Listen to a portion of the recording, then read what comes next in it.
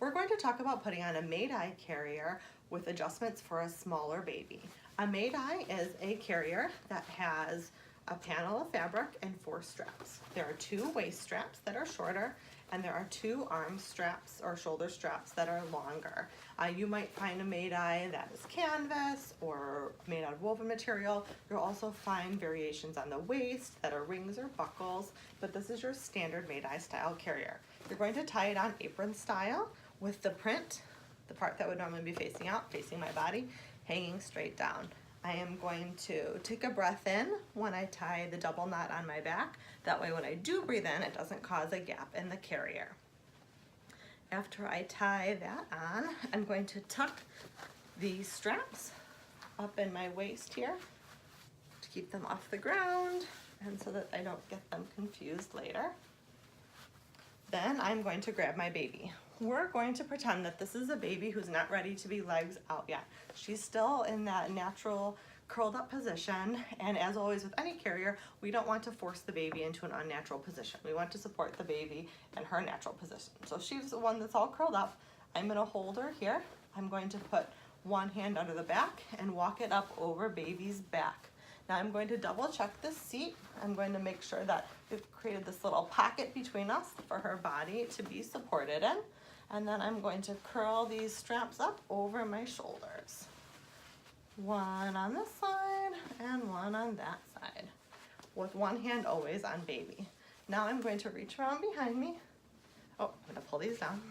I'm going to reach around behind me and I'm going to grab the opposite strap. I'm going to pull down. You see I kind of shrug my shoulder back and out. I'm going to grab here where I'm holding baby and the strap. And I'm going to grab this other one, pull it across my back, and you can see the motion on this side. I pull down and out as I'm shrugging with my shoulder. By doing that, I get out the slack of the carrier. Now I'm holding both of them. I can tighten again if needed. And now, depending on the size of your baby, the size of your wrap, you can either cross the straps across the top of baby's bum and tie them around the back, or depending on the length of your straps, you can just put a double knot on the top of baby's diaper. We're avoiding the baby's back. We don't want to put that pressure on baby's spine, but right at the top of the diaper is a great place to put that. And this carrier, I can fold down the top, and I've got baby here in a legs in position. To take her out, I unknot it, always keeping one hand on baby, and I can take her out. Now, I'm going to put baby down for a second. After we had it on, if this is a baby who does want to be legs out, but this panel's too wide to support her knee to knee, I can grab a ribbon or a hair tie and scrunch up the carrier here. So I'm going to just scrunch in the sides a little bit to be the size of my baby. That way I can put her in this carrier. She wants to be legs out, but she's going to be supported knee to knee without overextending her legs. So now this time, when I put baby on, I'll settle her on my body.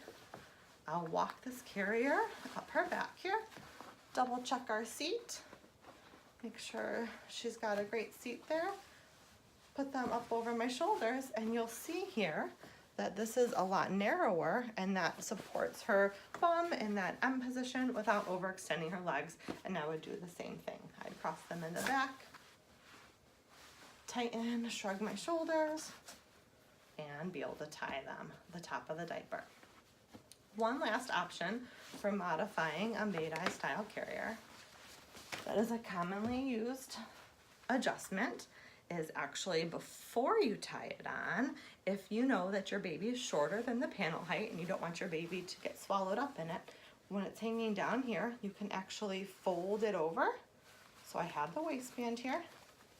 I folded it over and I tie it in the back. Take that breath in and double knot it as before. And now when I put baby in,